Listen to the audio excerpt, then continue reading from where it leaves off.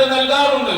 എന്നാൽ അതിനുശേഷം അബൂദാബിയിലെ UAE-യിലെ ഏറ്റവും വലിയ മൗലിദ് പരിപാടി എന്റെ പിതാവിന്റെ സ്മരണക്ക് കൂടി ഞാൻ ഇൻഷാ അല്ലാഹ് അടുത്ത് തന്നെ ബഹുമാനപ്പെട്ട മുഹമ്മദ് ഖസ്റജിയുടെ പരലോകവും കൂടി ലക്ഷ്യം വെച്ചുകൊണ്ട് അടുത്ത് തന്നെ നടത്താൻ പോവുകയാണ്. അതായിരിക്കും ഗവൺമെന്റിന്റെ ഔദ്യോഗിക മൗലിദ് കഴിഞ്ഞാൽ അറബ് ലോകത്തെ ഏറ്റവും വലിയ മൗലിദ് എന്ന് ഞാൻ കരുതുന്നു. فالأنصار يحتفلون بمولد النبوي الشريف منذ طلع البدر علينا، فقد أتى النبي صلى الله عليه وسلم، صادف وصول النبي صلى الله عليه وسلم إلى المدينة المنورة في يوم مولده، وهذا بسر عظيم لا يعلمه إلا الله. അൻസാരികൾ റസൂലുള്ളാഹി സ്വല്ലല്ലാഹു അലൈഹി വസല്ലം തങ്ങളുടെ മൗലിദ് ഇന്നോ ഇന്നലെയോ തുടങ്ങിയതല്ല. റസൂലുള്ളാഹി സ്വല്ലല്ലാഹു അലൈഹി വസല്ലം തങ്ങൾ മദീനയിൽ വന്ന അന്ന് മുതൽ തന്നെ അവർ വലിയ വിപുലമായ രീതിയിൽ മൗലിദ് ആഘോഷങ്ങൾ തുടങ്ങി വെച്ചിരുന്നു. فكان استقبالهم له صلى الله عليه وسلم بطلع البدر علينا احتفالا بوصوله إلى المدينة المنورة وبمولده الشريف، ويصح أن يكون ذلك. طلع البدر എന്ന് ലോകം മുഴുവൻ പ്രസിദ്ധമായ കവിത ചൊല്ലിക്കൊണ്ട് അൻസാരികൾ റസൂലുള്ളാഹി സ്വല്ലല്ലാഹു അലൈഹി വസല്ലം തങ്ങളെ എതിരേറ്റ ആ ദിവസം നമുക്കൊക്കെ അറിയാം. കേവലം റസൂലുള്ളാഹി സ്വല്ലല്ലാഹു അലൈഹി വസല്ലം തങ്ങൾ മദീനയിലേക്ക് വന്നു എന്നത് മാത്രമല്ല അന്നത്തെ പ്രത്യേകത. ആ കൂട്ടത്തിൽ അല്ലാഹുവിന്റെ റസൂലിന്റെ ജന്മദിനവും കൂടിയായിരുന്നു എന്ന് നമ്മൾ മനസ്സിലാക്കേണ്ടതുണ്ട്. إن هذا اليوم الذي يوضع فيه أساس بيت من بيوت الله هو بشارات من الله واضحة وعلامات من النصر لائحة. قال تعالى: وقل اعملوا فسيرى الله عملكم ورسوله والمؤمنون. ഇന്ന് ഈ ചരിത്ര പ്രസിദ്ധമായ പള്ളിക്ക് തറക്കല്ലിട്ടതിലൂടെ ജനങ്ങളെ ഞാൻ നിങ്ങളെ അറിയിക്കാൻ പോവുകയാണ്. നിങ്ങൾക്കിതാ മഹാഭാഗ്യം മഹാസൗഭാഗ്യം കൈവന്നിരിക്കുകയാണ്. നിങ്ങളുടെ ഈ പ്രവർത്തനം അല്ലാഹുവും റസൂലും കണ്ടുകൊണ്ടിരിക്കുകയാണ്. അതേ ഇത്രയും വലിയൊരു വിജയം മഹാഭാഗ്യം വരെ നിങ്ങൾക്ക് വരാനില്ല. إن من أفضل الأعمال تشييد بيوت الله. قال تعالى: في بيوت أذن الله أن ترفع والرفع أن يعظم قدرها. قاله الحسن والضحاك، وقال مجاهد وعكرمة معناه تبنى وتعلى. ومنه قوله تعالى: وإذ يرفع إبراهيم القواعد من البيت، وأضافها الله تعالى إلى نفسه إضافة تشريف وتكريم. പള്ളികൾ ഉണ്ടാക്കുക എന്നത് വലിയ പുണ്യമാണെന്ന കാര്യം വിഡ്ഢികളല്ലാതെ ലോകത്ത് ആരെങ്കിലും മനസ്സിലാക്കാത്തതുണ്ടോ? അതെ, പള്ളികൾ ഉണ്ടാക്കുക എന്നത് വലിയ പുണ്യമാണെന്ന് പരിശുദ്ധ ഖുർആൻ തന്നെ പറയുകയാണ്. അതിനല്ലാഹു അൻകുർഫഅ എന്ന ഖുർആൻ വാചകത്തിന് അർത്ഥം പറഞ്ഞുകൊണ്ട് പ്രസിദ്ധ പണ്ഡിതന്മാരായ ഇക്രിമ തുടങ്ങിയവർ പറഞ്ഞത് ആ പള്ളി എത്രമാത്രം വലുതാക്കി ഉയർത്തിക്കൊണ്ട് നിങ്ങൾക്ക് നിർമ്മിക്കാൻ കഴിയുമോ അത്രയും വലിയ പള്ളികൾ ഉണ്ടാക്കണം എന്നാണ്. ഇതിനെ വിശ്വാസികൾ ആരും തന്നെ എതിർക്കുകയല്ല, മറിച്ച് സ്വീകരിക്കുകയാണ് ചെയ്യേണ്ടത്. وقد شرف الله عامرها فقال تعالى: إنما يعمر مساجد الله من آمن بالله واليوم الآخر. പള്ളികൾ ഉണ്ടാക്കുന്നത് പ്രൗഢിക്ക് വേണ്ടിയോ മറ്റു ലക്ഷ്യങ്ങൾക്ക് വേണ്ടിയോ അല്ല എന്നും, മറിച്ച് പള്ളികൾ വലുതായി ഉണ്ടാക്കുന്നത് അത് ഉണ്ടാക്കുന്ന ആളുകൾ യഥാർത്ഥ മുഅ്മിനീങ്ങളാണ് എന്നതിന്റെ വലിയ തെളിവാണ് എന്നുമാണ് ഖുർആൻ നമ്മെ മുഴുവൻ പഠിപ്പിച്ചത്.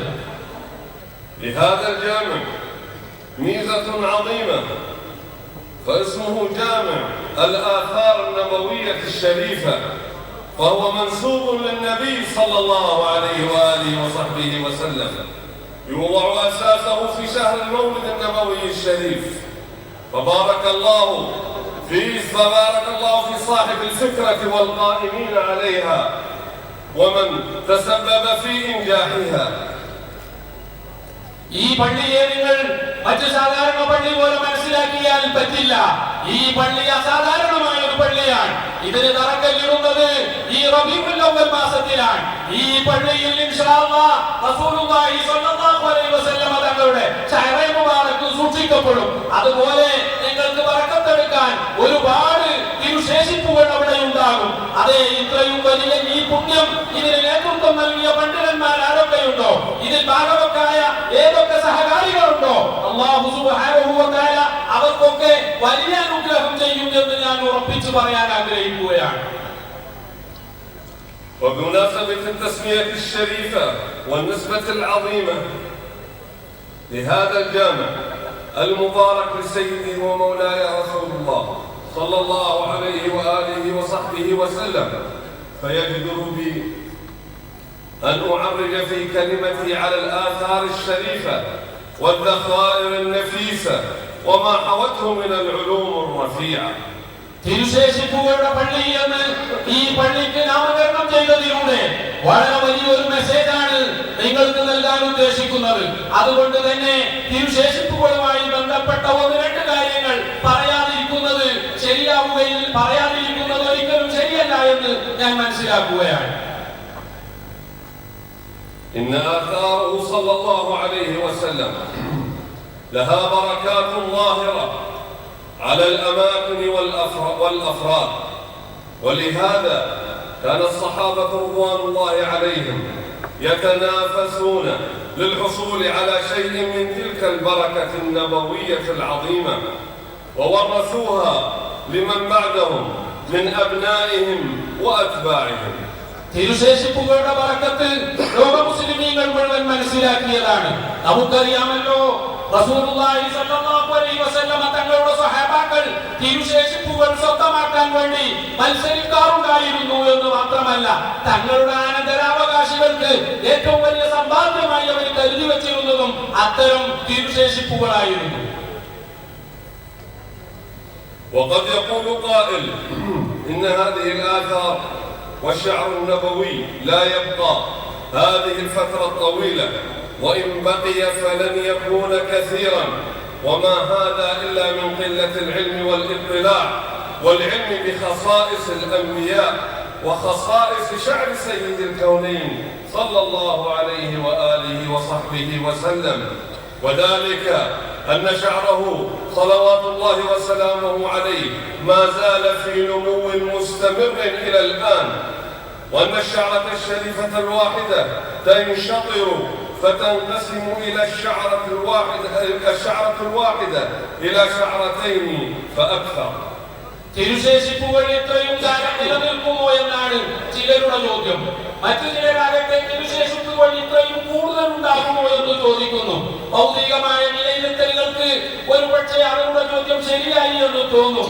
എന്നാൽ അവർക്ക് പ്രവാചകന്മാരെ സംബന്ധിച്ചോ പുണ്യാത്മാക്കളെ സംബന്ധിച്ചോ അവരുമായി ബന്ധപ്പെട്ട ബറക്കത്തുള്ള സാധനങ്ങളെ സംബന്ധിച്ചോ ഒന്നും അറിയാത്തവരാണ് എന്ന് മാത്രമേ എനിക്ക് പറയാനുള്ളൂ.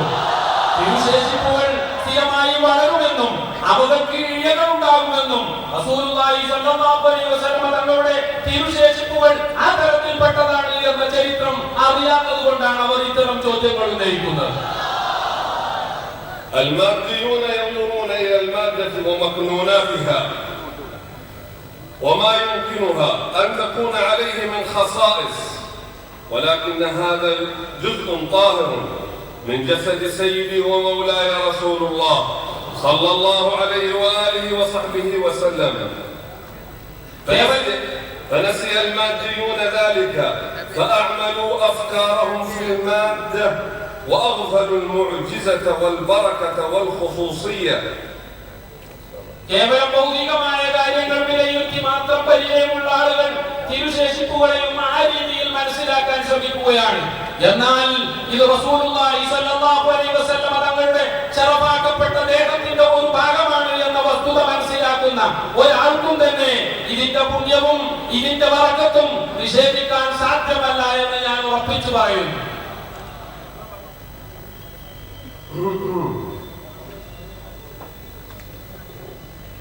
ولكن الآثار النبوية الشريفة تكذبهم، بل إن شعرة واحدة لرسول الله صلى الله عليه وسلم بما فيها من خصائص تنسف أقوالهم وحججهم. റസൂലുള്ളാഹി സ്വല്ലല്ലാഹു അലൈഹി വസല്ലം തങ്ങളുടെ ഒരു മുടിയെ സംബന്ധിച്ച് മാത്രം പഠനം നടത്തുമ്പോൾ, അതിനെ ശരിയായ രീതിയിൽ വിലയിരുത്തുമ്പോൾ അവന്റെ ഈ വാദങ്ങൾ മുഴുവൻ അബദ്ധമാണ് എന്ന് പകൽ വെളിച്ചം പോലെ മനസ്സിലാക്കാവുന്നതാണ്. إن النبي صلى الله عليه وسلم لما حلق بمنى قال للحلاق ها وأشار بيده إلى الجانب الأيمن هكذا فقسم شعره بين من يليه. قال ثم أشار إلى الحلاق وإلى الجانب الأيسر فحلقه فأعطاه أم سليم. وأما في رواية أبي كريب قال فبدأ بالشق الأيمن فوزع الشعرة والشعرتين ثم بين الناس ثم قال بالأيسر فصنع به مثل ذلك ثم قال ها هنا أبو طلحة فدفعه إلى أبي طلحة. ഹജ്ജ് വേളയിൽ മിനായിൽ വെച്ച് റസൂലുള്ളാഹി സ്വല്ലല്ലാഹു അലൈഹി വസല്ലം തങ്ങൾ അവരുടെ മുടി കളയാൻ വേണ്ടി പ്രത്യേകം കൽപ്പിക്കുകയും ആ വലഭാഗത്തെ മുടി കളഞ്ഞപ്പോൾ അവിടെ കൂടിയിരുന്ന 10,000-ങ്ങൾക്ക് 1, 2 എന്ന രീതിയിൽ മുടി വിതരണം ചെയ്യുകയും പിന്നീട് ഇടഭാഗത്തെ മുടി കളയാൻ വേണ്ടി കൽപ്പിക്കുകയും അബൂ ത്വൽഹ റളിയല്ലാഹു അൻഹുവിനെ പ്രത്യേകം വിളിച്ചുകൊണ്ട് അദ്ദേഹത്തിന് ഒരു പിടി മുടി മുഴുവനായി നൽകുകയും ചെയ്തു എന്ന് ഹദീസ് ഗ്രന്ഥങ്ങളിൽ മുഴുവൻ കാണാവുന്നതാണ്. وعند أحمد عن أنس بن مالك الأنصاري لما حلق رسول الله صلى الله عليه وسلم رأسه بمنى أخذ شعر رأسه الأيمن بيده فلما فرغ ناولنيه فقال يا أنس انطلق بهذا إلى أم سليم. فلما رأى الناس ما خصنا به تنافسوا في الشق الآخر هذا يأخذ الشيء وهذا يأخذ الشيء. وأحاديث توزيع الشعر النبوي الشريف كثيرة. ഇമാം അഹ്മദ് റിവായത്ത് ചെയ്യുന്ന റിപ്പോർട്ടിലും ഇതേ പ്രകാരം തന്നെ കാണാം. റസൂലുള്ളാഹി സ്വല്ലല്ലാഹു അലൈഹി വസല്ലം തങ്ങൾ അവിടുത്തെ തലമുടി കളഞ്ഞപ്പോൾ അത് ജനങ്ങൾക്ക് വിതരണം ചെയ്യുകയായിരുന്നു എന്നും ആളുകൾ അതിൽ നിന്നൊരു തുണ്ടം തന്നെയെങ്കിലും കിട്ടാൻ വേണ്ടി വളരെയധികം കിണഞ്ഞു ശ്രമിക്കുകയായിരുന്നു എന്നും ഇതുപോലെയുള്ള ഒരുപാട് ഹദീസുകൾ നിങ്ങളുടെ മുന്നിലേക്ക് നിരത്തിക്കൊണ്ടുവരാൻ സാധിക്കും. وهنا أسأل المنكرين كيف وصل إلينا كلام النبي صلى الله عليه وآله وصحبه وسلم ولم يكن مكتوبا ولا مدونا ونهى صلى الله عليه وسلم عن كتاب